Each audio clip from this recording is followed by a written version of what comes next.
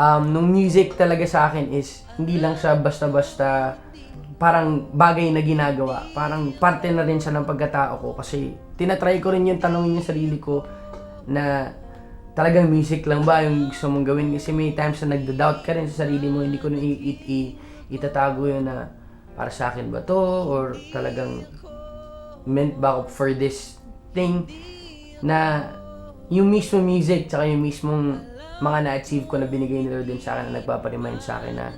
binigay ko sa'yo yan, may purpose, hindi mo pa lang siguro talaga na di-discover ng buo pero in time mo di-discover mo, pero alam ko sa sarili ko na ngayon na para sa akin talaga to. Gusto ko lang na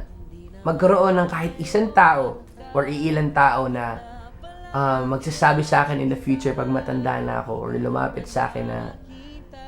Jan, alam mo ba na nung nag-start ako sa music or nag-start ako, nung nag-aaral ako dati, pinapahinggan ko yung music mo or naalala ko yung sinabi mo dati at dahil doon naabot ko yung pangarap ko or na kung saan man ako ngayon dahil din isa ako sa mga naging dahilan kung bakit